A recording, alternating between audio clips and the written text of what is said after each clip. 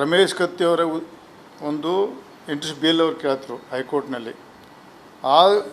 ಅವ್ರಿಗೆ ನನಗೆ ಗೊತ್ತಿಲ್ಲ ಅದು ಯಾವ ಒತ್ತಡದಲ್ಲಿ ಕೊಟ್ಟು ನನ್ನ ಡಿಟೇಲ್ ಮಾಹಿತಿ ಇಲ್ಲ. ನಮ್ಮ ಸಮಾಜಕ್ಕೆ ಅನ್ಯಾಯ ಅದಕ್ಕೂ ನಾನು ಒಬ್ಬ ಆ ಸಮಾಜ ಪತ್ನಿಯಾಗಿ ಇವತ್ತು ನಾನು ಭಾಳ ಗಂಭೀರವಾಗಿ ತೊಗೊಂಡು ಇನ್ನು ರಾಜ್ಯ ಮಟ್ಟದಲ್ಲಿ ಹೆಂಗೆ ಮಾಡಬೇಕು ಅಂತ ಚರ್ಚೆ ಮಾಡ್ಕೊಂಡು ಡಿಸಿಷನ್ ತೊಗೊಳ್ಬಿಟ್ಟು ಇವತ್ತು ತಕ್ಷಣ ನಾವು ರಾಜ್ಯ ಜನತೆಗೆ ಮೂಲೆ ಗೊತ್ತಾಗಬೇಕಂತ ತಮ್ಮ ಪತ್ರಿಕಾ ಮುಖಾಂತರದಲ್ಲಿ ನಾನು ನಮ್ಮ ಜಿಲ್ಲಾಡಳಿತ ನಿನ್ನೆ ಡಿ ಸಿ ಮಾತಾಡಿ ತಿಳಿಸಿದೆ. ನಾನು ಅವ್ರು ಏನು ಆ್ಯಕ್ಷನ್ ಗೊತ್ತಿಲ್ಲ.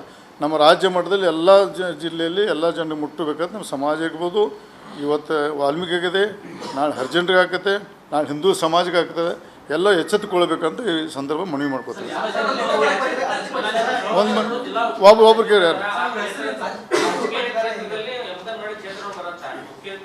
ಅದೇ ದುರ್ದೈವ ಅದೇ ಅವ್ರಿಗೆ ಗೊತ್ತಿಲ್ಲ ದುರ್ದೈವ ಸಂಗತಿ ಅಂದ್ರೆ ಅದೇ ದುರ್ದೈವ ಸಂಗತಿ. ನಮ್ಮ ರಾಜ್ಯದ ಮುಖ್ಯಮಂತ್ರಿ ಹಿಂದುಳಿದ ಸಮಾಜ ಇದ್ದಾರೆ, ಗೃಹ ಸಚಿವರು ದಲಿತ ಇದ್ದಾರೆ, ಸಮಾಜ ಕಲ್ಯಾಣ ದಲಿತ ಇದ್ದಾರೆ, ಉಸ್ತುವಾರಿ ಸಚಿವರು ದಲಿತ ಇದ್ದಾರೆ.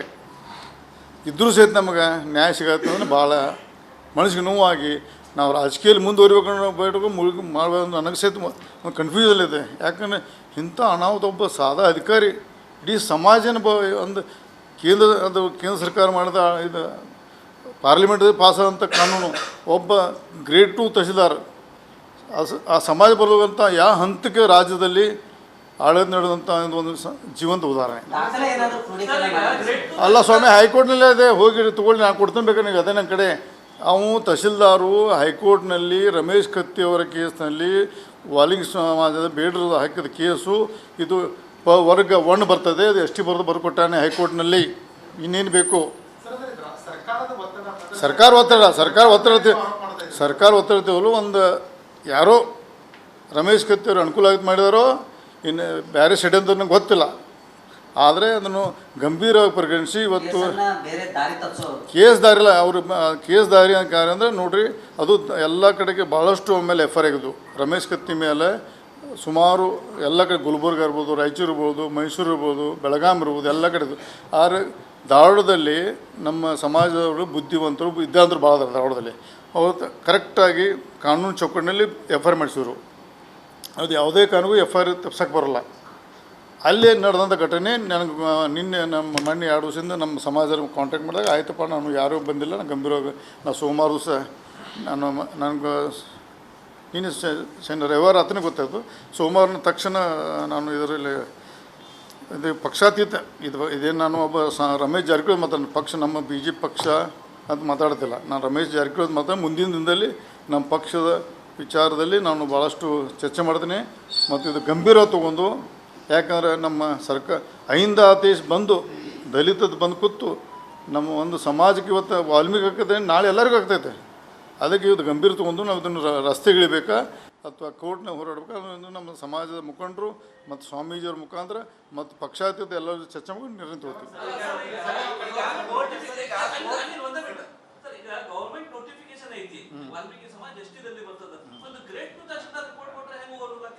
ಅಲ್ರಿ ಅವ್ರ ಟೆಂಪ್ರರಿ ಅದು ಕೋರ್ಟ್ನಲ್ಲಿ ಅವತ್ತು ನನಗೆ ಗೊತ್ತಿಲ್ಲ. ಅದಕ್ಕೆ ಹೈಕೋರ್ಟ್ನಲ್ಲಿ ರಮೇಶ್ ಕತ್ತಿಯವರು ಅಟ್ರಾಸಿಟಿ ಕೇಸಿಗೆ ಅವ್ರು ಕಂಪ್ಲೇಂಟ್ ಕೊಟ್ಟಂತ ಬೇಡ್ರ ನಾ ಬೇಡ ತಂದದ್ದು ಉಪಯೋಗ ಮಾಡ್ಕೊಂಡು ಅಂತ ಬಹುಶಃ ನನಗೆ ಗೊತ್ತಿಲ್ಲ. ರಮೇಶ್ ಕತ್ತಿಯವ್ರು ಮಾಡಿದಾರೋ ಯಾರು ಮಾಡಿ ಗೊತ್ತಿಲ್ಲ. ಅದನ್ನು ಇನ್ಕ್ವೈರಿ ಮಾಡಿ ಆ ತಹಸೀಲ್ದಾರ್ ಮೇಲೆ ಕ್ರಿಮಿನಲ್ ಕೇಸ್ ಹಾಕಿ ಅವ್ರ ಮೇಲೆ ಸಸ್ಪೆಂಡ್ ಮಾಡಿ ಅವ್ರು ಇನ್ಕ್ವೈರಿ ಆಗಬೇಕಂತ ಆಗ್ರಹ ಮಾಡ್ತೀವಿ. ಹೈಕೋರ್ಟ್ ಕೇಳಿಲ್ಲ. ಇವ್ರು ಬೇಲ್ ಅಪ್ಲಿಕೇಶನ್ದಲ್ಲಿ ಕೇಸ್ ಹಾಕಿದರು, ಇವರು ಎಸ್ ಟಿನ ಬರೋಲ್ಲ ಅನ್ನೋದು ಪ್ರೂವ್ ಮಾಡೋಕ್ಕೆ ಹಾಕಿದರು, ಜಾಮೀನು ಸಮ ಹಾಕಿದ್ದಾರೆ. ಬೆಳಗಾವಿ ದೊಡ್ಡ ಅಲ್ಲೆಲ್ಲ ಸ್ವಾಮಿ ಅದೆಲ್ಲ ಎಲ್ಲೇ ಎಫ್ ಐ ಆರ್ ಆದರೂ ಅಲ್ಲೇ ಟ್ರಾನ್ಸ್ಫರ್ ಆಗಬೇಕು.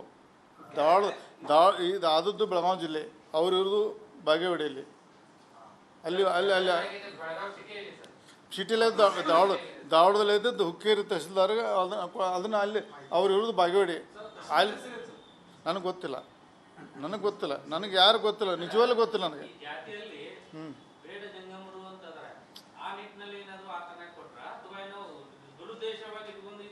ಇದು ಟೆಂಪ್ರರಿ ಅಂದರೆ ಇವತ್ತು ಷಡ್ಯಂತ್ರ. ಹಿಂಗೆ ಬಿಟ್ಟರೆ ಮುಂದೆ ದಿನದಲ್ಲಿ ನಾವು ವಾಲ್ಮೀಕಿ ಜನಾಂಗ ಎಷ್ಟೆಲ್ಲ ಪ್ರೂವ್ ಮಾಡ್ತಾರೆ. ಹಿಂಗೆ ಬಿಟ್ಟರೆ ಇದು ಸ್ಟಾರ್ಟು. ಯಾಕೆ ಮೊದಲೇ ನಮ್ಮ ಸಮಾಜಕ್ಕೆ ಭಾಳಷ್ಟು ಪದೇ ಪದೇ ಅನ್ಯಾಯ ಆಗತೈತೆ. ನಮ್ಮ ಸಮಾಜ ಇರ್ಬೋದು, ಹಿಂದುಳಿದ ಸಮಾಜ ಇರ್ಬೋದು, ಅಹಿಂದ ಸಮಾಜ ಎಲ್ಲರಿಗೂ ಅನ್ಯಾಯ ಆಗತೈತೆ. ಯಾರೂ ತಲೆ ಕೇಳ್ತಾರಲ್ಲ. ಅದಕ್ಕೆ ಗಂಭೀರವಾಗಿ ತೊಗೊಂಡು ಮುಖ್ಯಮಂತ್ರಿ ಮೇಲೆ ನಾವು ಅಪವಾದ ಮಾಡ್ತೀನಿ.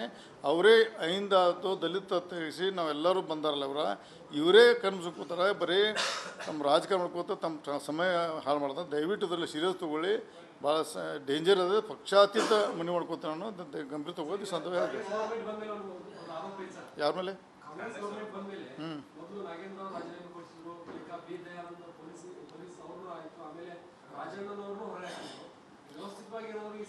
ಇಲ್ಲ ನೋಡ್ರಿ, ಸಮಾಜದಲ್ಲಿ ಅವ್ರವ್ರು ನೋಡ್ರಿ ಅವರ ಸಂದರ್ಭ ಅನುಗುಣವಾಗಿ ಅವ್ರು ತಪ್ಪು ಮಾಡೋದಕ್ಕೆ ಆಗೈತಿ. ಎಲ್ಲರೂ ಅದನ್ನು ಪೂರ್ಣ ನಾನು ಕಾಂಗ್ರೆಸ್ ಪಕ್ಷ ಆಂತರಿಕ ಸಮಸ್ಯೆ, ನನಗೆ ಸಂಬಂಧ ಇಲ್ಲ ಅದು.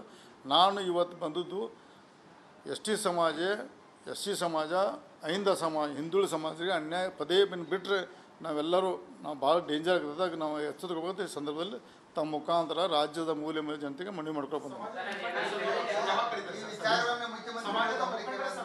ನಾನು ಅಧಿವೇಶನದಲ್ಲಿ ನಾನು ಉತ್ತರ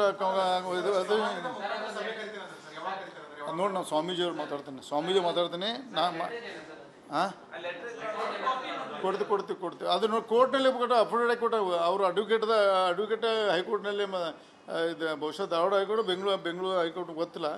ಅಲ್ಲಿ ಹೈಕೋರ್ಟ್ನಲ್ಲೇ ಇವರು ಬೇಡರು ಎಸ್ ಟಿ ಬರೋಲ್ಲ ಅಂತಷ್ಟು ಬೇಲಾಗೈತೆ. ಅದು ರಮೇಶ್ ಕತ್ತಿ ಅವರ ಒಂದು ಇಂಟ್ರೆಸ್ಟ್ ಬೇಲ್ ಅವ್ರು ಕೇಳ್ತರು ಹೈಕೋರ್ಟ್ನಲ್ಲಿ. ಅವ್ರಿಗೆ ನನಗೆ ಗೊತ್ತಿಲ್ಲ ಅದು ಯಾವ ಒತ್ತಡದಲ್ಲಿ ಕೊಟ್ಟು ಗೊತ್ತಾದ ನನ್ನ ಡಿಟೇಲ್ ಮಾಹಿತಿ ಇಲ್ಲ. ನಮ್ಮ ಸಮಾಜಕ್ಕೆ ಅನ್ಯಾಯ ಅದಕ್ಕೂ ನಾನು ಒಬ್ಬ ಆ ಸಮಾಜ ಪತ್ನಿಯಾಗಿ ಇವತ್ತು ನಾನು ಭಾಳ ಗಂಭೀರವಾಗಿ ತೊಗೊಂಡು ಇನ್ನು ರಾಜ್ಯ ಮಟ್ಟದಲ್ಲಿ ಹೆಂಗೆ ಮಾಡಬೇಕು ಅಂತ ಚರ್ಚೆ ಮಾಡ್ಕೊಂಡು ಡಿಸಿಷನ್ ತೊಗೊಂಡ್ಬಿಟ್ಟು ಇವತ್ತು ತಕ್ಷಣ ನಾವು ರಾಜ್ಯ ಜನತೆಗೆ ಮೂಲೆ ಗೊತ್ತಾಗಬೇಕಂತ ತಮ್ಮ ಪತ್ರಿಕಾ ಮುಖಾಂತರದಲ್ಲಿ ನಾನು ನಮ್ಮ ಜಿಲ್ಲಾಡಳಿತ ನಿನ್ನೆ DC ಮಾತಾಡಿ ತಿಳಿಸಿದ್ದೀನಿ. ನಾನು ಅವ್ರು ಏನು ಆ್ಯಕ್ಷನ್ ತಗೋ ಗೊತ್ತಿಲ್ಲ. ನಮ್ಮ ರಾಜ್ಯ ಮಟ್ಟದಲ್ಲಿ ಎಲ್ಲ ಜಿಲ್ಲೆಯಲ್ಲಿ ಎಲ್ಲ ಜನರಿಗೆ ಮುಟ್ಟಬೇಕಂತ ನಮ್ಮ ಸಮಾಜ ಇರ್ಬೋದು. ಇವತ್ತು ವಾಲ್ಮೀಕಿ ಆಗಿದೆ, ನಾಳೆ ಹರಿಜನರಿಗೆ ಆಗ್ತದೆ, ನಾಳೆ ಹಿಂದೂ ಸಮಾಜಕ್ಕೆ ಆಗ್ತದೆ. ಎಲ್ಲ ಎಚ್ಚೆತ್ತುಕೊಳ್ಬೇಕಂತ ಈ ಸಂದರ್ಭ ಮನವಿ ಮಾಡ್ಕೋತೀವಿ. ಒಬ್ರು ಕೇಳಿ ಅದೇ ಅವ್ರಿಗೆ ಗೊತ್ತಿಲ್ಲ. ದುರ್ದೈವ ಸಂಗತಿ ಅಂದ್ರೆ ಅದೇ ದುರ್ದೈವ ಸಂಗತಿ. ನಮ್ಮ ರಾಜ್ಯದ ಮುಖ್ಯಮಂತ್ರಿ ಹಿಂದುಳಿದ ಸಮಾಜ ಇದ್ದಾರೆ, ಗೃಹ ಸಚಿವರು ದಲಿತ ಇದ್ದಾರೆ, ಸಮಾಜ ಕಲ್ಯಾಣ ದಲಿತ ಇದ್ದಾರೆ, ಉಸ್ತುವಾರಿ ಸಚಿವರು ದಲಿತ ಇದ್ದಾರೆ. ಇದ್ರೂ ಸಹಿತ ನಮಗೆ ನ್ಯಾಯ ಸಿಗತ್ತೆ ಅಂದ್ರೆ ಭಾಳ ಮನಸ್ಸಿಗೆ ನೋವಾಗಿ ನಾವು ರಾಜಕೀಯದಲ್ಲಿ ಮುಂದುವರಿಬೇಕು ಮಾಡಬೇಕು ನನಗೆ ಸಹಿತ ಒಂದು ಕನ್ಫ್ಯೂಷನ್ ಯಾಕಂದರೆ ಇಂಥ ಅನಾಹುತ ಒಬ್ಬ ಸಾದಾ ಅಧಿಕಾರಿ ಇಡೀ ಸಮಾಜನ ಒಂದು ಕೇಂದ್ರ ಸರ್ಕಾರ ಮಾಡಿದ ಇದು ಪಾರ್ಲಿಮೆಂಟಲ್ಲಿ ಪಾಸಾದಂಥ ಕಾನೂನು ಒಬ್ಬ ಗ್ರೇಡ್ 2 ತಹಸೀಲ್ದಾರ್ ಆ ಸಮಾಜ ಬರುವಂಥ ಯಾವ ಹಂತಕ್ಕೆ ರಾಜ್ಯದಲ್ಲಿ ಆಡಳಿತ ನಡೆದಂಥ ಒಂದು ಜೀವಂತ ಉದಾಹರಣೆ ಅಲ್ಲ ಸ್ವಾಮಿ. ಹೈಕೋರ್ಟ್ನಲ್ಲೇ ಅದೇ ಹೋಗಿ ತೊಗೊಳ್ಳಿ, ನಾನು ಕೊಡ್ತೀನಿ ಬೇಕಾದ್ರೆ ನೀವು ಅದೇ ನನ್ನ ಕಡೆ. ತಹಸೀಲ್ದಾರು ಹೈಕೋರ್ಟ್ನಲ್ಲಿ ರಮೇಶ್ ಕತ್ತಿ ಅವರ ಕೇಸ್ನಲ್ಲಿ ವಾಲ್ಮೀಕಿ ಸಮಾಜದ ಬೇಡರು ಹಾಕಿದ ಕೇಸು ಇದು ವರ್ಗ 1 ಬರ್ತದೆ, ಅದು ಎಸ್ ಟಿ ಬರ್ಕೊಟ್ಟಾನೆ ಹೈಕೋರ್ಟ್ನಲ್ಲಿ. ಇನ್ನೇನು ಬೇಕು? ಸರ್ಕಾರ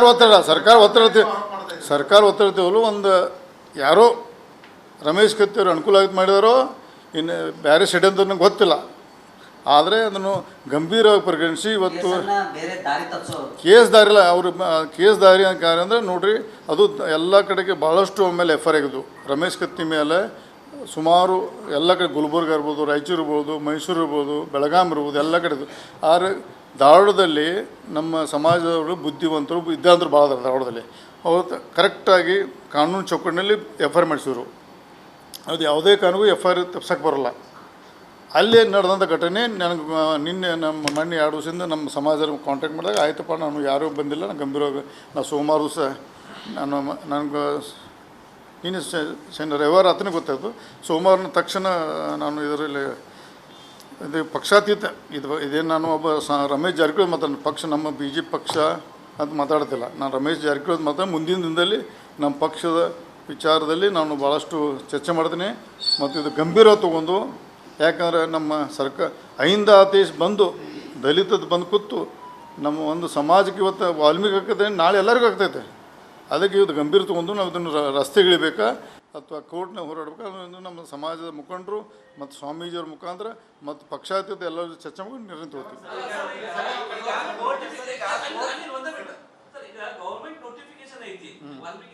ದಲ್ಲಿ ಬರ್ತದ ಒಂದು ಗ್ರೇಟ್ ತಹಶೀಲ್ದಾರ್ ರಿಪೋರ್ಟ್ ಕೊಟ್ರೆ ಹೆಂಗ್ ಓದಲಾಕೈತ್ರಿ ಅದು ಅಲ್ರಿ ಅವ್ರ ಟೆಂಪ್ರರಿ ಅದು ಕೋರ್ಟ್ನಲ್ಲಿ ಅವತ್ತು ನನಗೆ ಗೊತ್ತಿಲ್ಲ ಅದಕ್ಕೆ ಹೈಕೋರ್ಟ್ನಲ್ಲಿ ರಮೇಶ್ ಕತ್ತಿ ಅವರು ಅಟ್ರಾಸಿಟಿ ಕೇಸ್ಗೆ ಅವ್ರು ಕಂಪ್ಲೇಂಟ್ ಕೊಟ್ಟಂತ ಬೇಡ ಸಂಬಂಧ ನಾ ಬೇಡ ಅವ್ನು ಬೇಡ ತಂದದ್ದು ಉಪಯೋಗ ಮಾಡ್ಕೊಂಡು ಅಂತ ಬಹುಶಃ ನನಗೆ ಗೊತ್ತಿಲ್ಲ ರಮೇಶ್ ಕತ್ತಿ ಅವ್ರು ಮಾಡಿದಾರೋ ಯಾರು ಮಾಡಿ ಗೊತ್ತಿಲ್ಲ ಅದನ್ನು ಇನ್ಕ್ವೈರಿ ಮಾಡಿ ಆ ತಹಶೀಲ್ದಾರ್ ಮೇಲೆ ಕ್ರಿಮಿನಲ್ ಕೇಸ್ ಹಾಕಿ ಅವ್ರ ಮೇಲೆ ಸಸ್ಪೆಂಡ್ ಮಾಡಿ ಅವ್ರು ಇನ್ಕ್ವೈರಿ ಆಗಬೇಕಂತ ಆಗ್ರಹ ಮಾಡ್ತೀವಿ ಸಂದರ್ಭ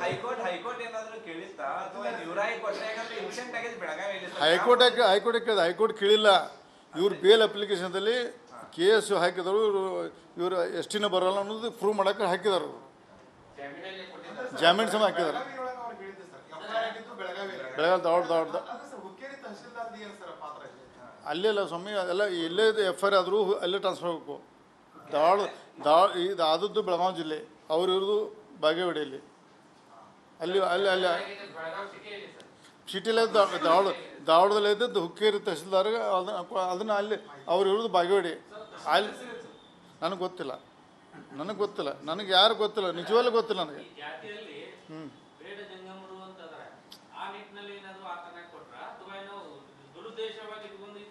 ಇದು ಟೆಂಪ್ರರಿ ಅಂದರೆ ಇವತ್ತು ಷಡ್ಯಂತ್ರ ಹಿಂಗೆ ಬಿಟ್ಟರೆ ಮುಂದೆ ದಿನದಲ್ಲಿ ನಾವು ವಾಲ್ಮೀಕಿ ಜನಾಂಗ ಎಷ್ಟೆಲ್ಲ ಪ್ರೂವ್ ಮಾಡ್ತಾರೆ ಹಿಂಗೆ ಬಿಟ್ಟರೆ ಇದು ಸ್ಟಾರ್ಟು ಯಾಕೆ ಮೊದಲೇ ನಮ್ಮ ಸಮಾಜಕ್ಕೆ ಭಾಳಷ್ಟು ಪದೇ ಅನ್ಯಾಯ ಆಗತೈತೆ ನಮ್ಮ ಸಮಾಜ ಇರ್ಬೋದು ಹಿಂದುಳ ಸಮಾಜ ಇರ್ಬೋದು ಹಿಂದೂ ಸಮಾಜ ಎಲ್ಲರಿಗೂ ಅನ್ಯಾಯ ಆಗತೈತೆ ಯಾರೂ ತಲೆ ಕೇಳ್ತಾರಲ್ಲ ಅದಕ್ಕೆ ಗಂಭೀರವಾಗಿ ತಗೊಂಡು ಮುಖ್ಯಮಂತ್ರಿ ಮೇಲೆ ನಾವು ಅಪವಾದ ಮಾಡ್ತೀನಿ ಅವರೇ ಅಹಿಂದ ಆಯ್ತು ದಲಿತ ತೆಗಿಸಿ ನಾವೆಲ್ಲರೂ ಬಂದಾರಲ್ಲ ಇವರೇ ಕನ್ಸ್ಕೋತಾರೆ ಬರೀ ತಮ್ಮ ರಾಜಕಾರಣ ಮಾಡ್ಕೋತ ತಮ್ಮ ಸಮಯ ಹಾಳು ಮಾಡ್ತಾರೆ ದಯವಿಟ್ಟು ಇದರಲ್ಲಿ ಸೀರಿಯಸ್ ತೊಗೊಳ್ಳಿ ಭಾಳ ಡೇಂಜರ್ ಅದ ಪಕ್ಷಾತೀತ ಮನೆ ಮಾಡ್ಕೋತಾರೆ ಅನ್ನೋ ಗಂಭೀರ ತೊಗೊಳ್ಳಿ ಸಂದರ್ಭ ಆಗಿದೆ ಯಾರ ಮೇಲೆ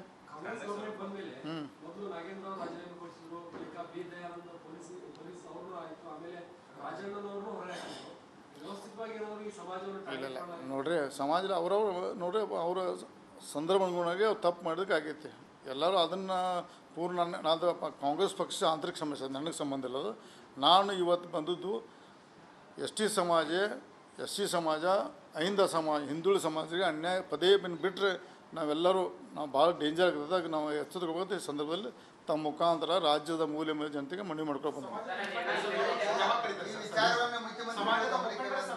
ನಾನು ಅಧಿವೇಶನದಲ್ಲಿ ನಾನು ಉತ್ತರ ನೋಡಿ ನಾನು ಸ್ವಾಮೀಜಿಯವ್ರು ಮಾತಾಡ್ತೀನಿ ಹಾಂ ಕೊಡ್ತೀವಿ ಅದು ನೋಡಿ ಕೋರ್ಟ್ನಲ್ಲಿ ಅಫಿಡೇವಿಟ್ ಕೊಟ್ಟ ಅವರು ಅಡ್ವೊಕೇಟ್ ಹೈಕೋರ್ಟ್ನಲ್ಲಿ ಇದು ಬಹುಶಃ ಧಾರವಾಡ ಹೈಕೋರ್ಟ್ ಬೆಂಗಳೂರು ಹೈಕೋರ್ಟ್ ಗೊತ್ತಿಲ್ಲ ಅಲ್ಲಿ ಹೈಕೋರ್ಟ್ನಲ್ಲೇ ಇವರು ಬೇಡರು ಎಸ್ ಟಿ ಬರೋಲ್ಲ ಅಂತ ಬೇಲಾಗೈತೆ ಅದು